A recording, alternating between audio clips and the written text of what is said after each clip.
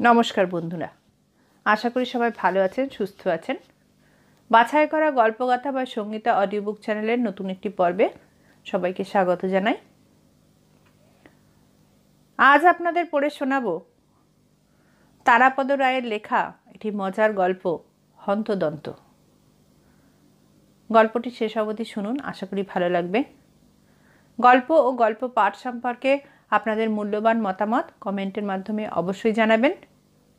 নতুন বন্ধুদের কাছে অনুরোধ, দয়া করে চ্যানেলটিকে সাবস্ক্রাইব করে আমাদের সাথে থাকবেন। তাহলে আর দেরি না করে শুরু করা যাক আজকের গল্প। আজ আপনাদের শোনাব তারাপদ রায়ের লেখা মজার গল্প হন্তদন্ত। সমস্যার পর সমস্যা। অস্থির হয়ে পড়েছেন হরেন মিত্র। এতই অস্থির হয়েছেন তিনি যে এক এক সময় আশঙ্কান্বিত বোধ করছেন পাগল না হয়ে যায়। না, এখনো পাগল হয়ে যাননি তিনি, কিন্তু এত সমস্যার ধাক্কা সামলানো সহজ নয়। বিপদ আর সমস্যা কখনো একা আসে না। এক সমস্যার ঘাড়ে আর এক সমস্যা চেপে বসে। ঘরের দেয়ালের দিকে তাকালেন হরেনবাবু। সেখানে স্কুলের একটা বাতিল ব্ল্যাকবোর্ড টাঙানো আছে। সেখানে এখনো ছকছকে অক্ষরে লেখা আছে নেলাখ্যাপা। সেই নেলাখ্যাপার সমস্যা না মিটতেই এখন ঘাড়ে এসে পড়েছে হন্তদন্ত। হরেনবাবুর বর্তমান বৃত্তান্ত আরম্ভ করার আগে হরেন মিত্র লোকটির ইতিহাস একটু বলে নিই।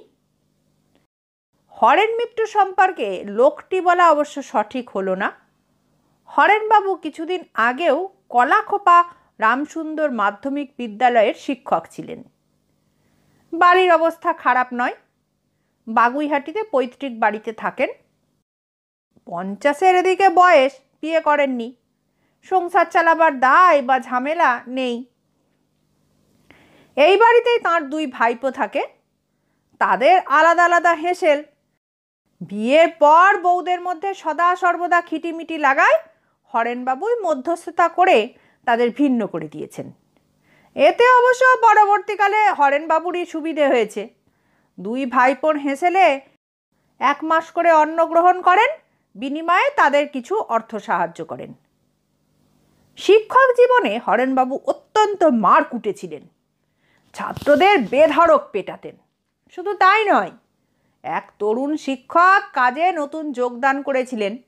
টি শার্ট আর জিন্স পরা এই শিক্ষকটি ক্লাসে ঢোকার মুখে জীবনে প্রথম ক্লাস নেওয়া, তাই একটি সিগারেট টেনে বারান্দায় দাঁড়িয়ে মনোবল সংগ্রহ করছিলেন।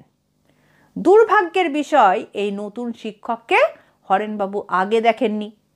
বারান্দায় দাঁড়িয়ে ধূমপানরত অবস্থায় তাকে দেখে ছাত্রভ্রমে হরেনবাবু তাঁর কান ধরে বারান্দার উপরে নীল ডাউন করিয়ে দেন।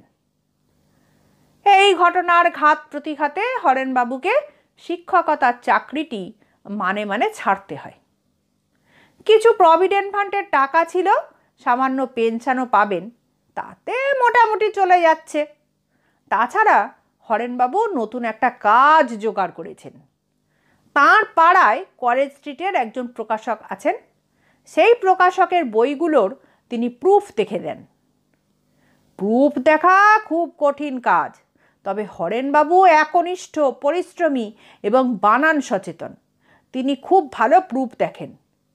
প্রকাশক মশায়েরও তার উপর খুব আস্থা। কিন্তু এই প্রুফ দেখতে গিয়েই যত বিপদ আর সমস্যার সৃষ্টি হয়েছে। বিপদ প্রকাশক মশায়ের, যিনি পাড়ায় ভূতবাবু নামে পরিচিত। ভূতবাবু ছাপোষা মানুষ, বইয়ের ব্যবসা করেন। তবে তিনি তো পণ্ডিত লোক নন। তাছাড়া খুব পণ্ডিত লোকও হরেনবাবুর কাছে সহজে পার পাবে না। হরেনবাবুর যেটা সমস্যা, ভূতবাবুর সেটাই বিপদ। প্রুফ দেখতে দেখতে কথায় কথায়, সময়ে অসময়ে হরেনবাবু ভূতবাবুর কাছে ছুটে আসেন। এই মাসখানেক আগের একটা ঘটনার কথা বলি। রাত 11টা, ঝুপঝুপ করে বৃষ্টি হচ্ছে। হঠাৎ ঘন ঘন কলিং বেলের আওয়াজে জানালার খড়খড়ি তুলে ভূতবাবু দেখেন সদর দরজায় ছাতা মাথায় হরেনবাবু দাঁড়িয়ে। তাড়াতাড়ি দরজা খুলে হরেনবাবুকে ঘরের ভিতর ঢুকিয়ে ভূতবাবু জিজ্ঞাসা করলেন, কি ব্যাপার হরেনবাবু, এই বৃষ্টির মধ্যে এত রাতে? হরেনবাবু ভেজা ছাতাটা দরজার একপাশে রাখতে রাখতে বললেন, আপনার বনবিহারী বাবুর উপন্যাসের প্রুফটা দেখতে গিয়ে দারুণ সমস্যায় পড়ে গেছি। এই অসময়ে কি এমন সমস্যা হলো? কপিতে কোনো গোলমাল? ভূতবাবু ঘুম চোখে প্রশ্ন করেন। হরেনবাবু বলেন, না, কপিতে কোনো গোলমাল নেই, কপি চমৎকার, কিন্তু ওই যে বনবিহারী বাবু লিখেছেন না, ভুবন চক্রবর্তী মানুষটি একটি নেলা খ্যাপা গোছের, তা এই নেলা খ্যাপা কথাটির মানে কি? ভূতবাবু একটু অবাক হয়ে বললেন, ডিকশনারি দেখেছেন? সেখানে নেই। হরেনবাবু বললেন, তা একটু আছে, কিন্তু শব্দটা এলো কোথা থেকে? বিরক্ত হয়ে ভূতবাবু বললেন, তা যেখান থেকে আসুক, বনবিহারী বাবু বড় লেখক, তিনি যখন শব্দটা ব্যবহার করেছেন, আপনি প্রুফ দেখে ছেড়ে দিন। হরেনবাবুর মাথায় যেন আকাশ ভেঙে পড়ল। তিনি উত্তেজিত হয়ে বললেন, এ কি বলছেন আপনি? আপনি একটা বই ছাপছেন, সেই বইয়ে এমন একটা শব্দ আছে যেটা কোথা থেকে এসেছে আপনি কিছু জানেন না, এ হয় নাকি? মধ্যরাতে আচ্ছা পাগলের পাল্লায় পড়া গেছে। আপাতত হরেনবাবুকে এড়ানোর জন্য ভূতবাবু বললেন, ঠিক আছে, আমি 2-1 দিনের মধ্যে বনবিহারী বাবুর কাছ থেকে জেনে এসে আপনাকে বলবো। প্রশ্নটা শুনে বনবিহারী বাবু হো হো করে হেসে উঠেছিলেন। প্রবীণ প্রতিষ্ঠিত লেখক ভূতবাবু তাকে আর ঘাঁটাতে সাহস পাননি। পাড়ায় এসে হরেনবাবুকে বলেছিলেন, বনবিহারী বাবুর আমট্রিক হয়েছে, নার্সিংহোমে আছেন, তাই জিজ্ঞাসা করা হয়নি। হরেনবাবু বললেন, খবরের কাগজে যে দেখলাম বনবিহারী বাবু ভবানীপুর হিতসাধিনী সভার 100 বর্ষ উৎসবে কালকেই সভাপতি হয়েছেন। কোনো রকমে আমতা আমতা করে ভূতবাবু বললেন, তারপরেই তো ঘটনাটা ঘটল। হিতসাধিনী সভার শেষে ওখানেই চা সিঙ্গারা জিলিপি দিয়ে জলযোগ করেছিলেন, তাই সঙ্গে সঙ্গে বমি, পেট ব্যথা, তারপরেই ওই ভবানীপুরেই নার্সিংহোমে তাকে ভর্তি করা হয়। হরেনবাবু কি বুঝলেন কে জানে, ওই নেলাখাপা শব্দ নিয়ে তিনি আর ভূতবাবুকে জ্বালাতন করেননি। সমস্যা সংকুল নেলাখাপা শব্দটি তিনি তাঁর ব্ল্যাকবোর্ডে তুলে দিয়েছেন। এই ব্ল্যাকবোর্ডটির একটি ব্যাপার আছে। শিক্ষকতা থেকে স্বেচ্ছা অবসরের পর ফেয়ারওয়েলের সময় তিনি ছাত্র বা শিক্ষকদের তরফ থেকে কোনো উপহার না নিয়ে বিদ্যালয়ের একটি পুরনো ব্ল্যাকবোর্ড চেয়ে নেন। তারপর সেই ব্ল্যাকবোর্ডটির নামকরণ করেন সমস্যা। যেসব শব্দ নিয়ে সমস্যা হবে সেগুলোর কোনো সমাধান না হওয়া পর্যন্ত এখানেই লেখা থাকবে, যাতে সমস্যাটি সবসময় চোখের সামনে থাকে। আজ সপ্তাহ 4 নেলাখাপা শব্দটি ব্ল্যাকবোর্ড আলো করে রয়েছে। এরই মধ্যে গতকাল আবার হন্তদন্ত যোগ হয়েছে। তরুণ কবি মোজাম্মেল হকের নতুন কাব্যগ্রন্থটির নাম হন্তদন্ত, নাম কবিতাটিও হন্তদন্ত। বইটি ভূতবাবুই প্রকাশ করছেন। নাম কবিতাটি এইভাবে আরম্ভ হয়েছে, হসন্তগুলি কোথায় পালালো, হন্তদন্ত তদন্ত করা ভালো। বইয়ের নাম, কবিতার নাম, তার উপরে প্রথম কবিতার 2য় পংক্তিতে আবার হন্তদন্ত, সব মিলে হরেনবাবুকে বিপর্যস্ত করে দিল। নেলাখাপার সমস্যা না মেটার আগেই তিনি অন্য কোনো সমস্যায় জড়িত হতে চাইছিলেন না, কিন্তু উপায় নেই, হন্তদন্ত তাঁর ঘাড়ের ওপর এসে পড়েছে। সঙ্গে অনেক প্রশ্নও দেখা দিচ্ছে। লোকে হন্তদন্ত হয়ে ছুটে আসে, এসে বলে আজ ব্যাপারটার একটা হন্তদন্ত করতে চাই। কড়িকাঠের দিকে তাকিয়ে হরেনবাবু ভাবেন, এই 2 হন্তদন্তের মানে তো এক হতে পারে না। আর শেষ পর্যন্ত মানে যাই হোক, হন্তদন্ত কথাটা তৈরি হলো কি করে? মনের গভীরে প্রশ্নের বুদবুদ উঠছে তো উঠছেই। শেষ পর্যন্ত বাধ্য হয়ে হরেনবাবু নেলা খাপার নিচে লিখলেন হন্তদন্ত।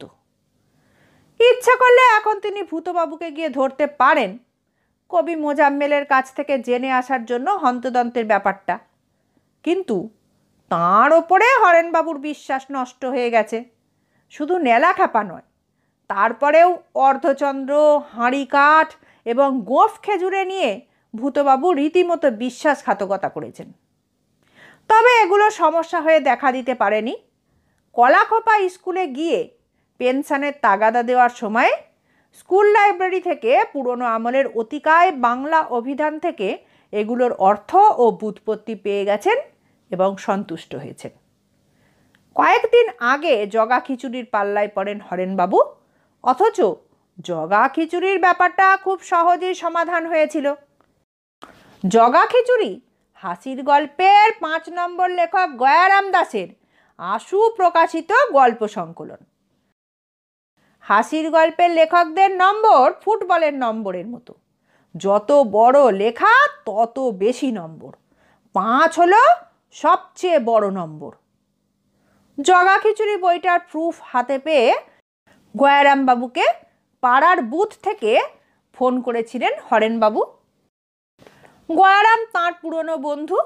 একসময়ে কলাখোপা স্কুলে তিনি ড্রিল মাস্টার ছিলেন, সেই সঙ্গে সংস্কৃতের সেকেন্ড পণ্ডিত। সংস্কৃতও উঠে গেল, ড্রিলও উঠে গেল। গয়ারাম মনের দুঃখে মাস্টারি ছেড়ে হাসির গল্প লিখতে লাগলেন। গয়ারামের সঙ্গে হরেনবাবুর বন্ধুত্ব আজও ছিন্ন হয়নি।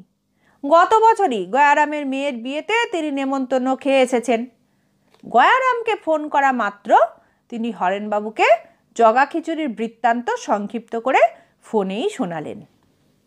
জগা নামে এক পাগল থাকতো কালীঘাট মন্দিরের চত্বরে।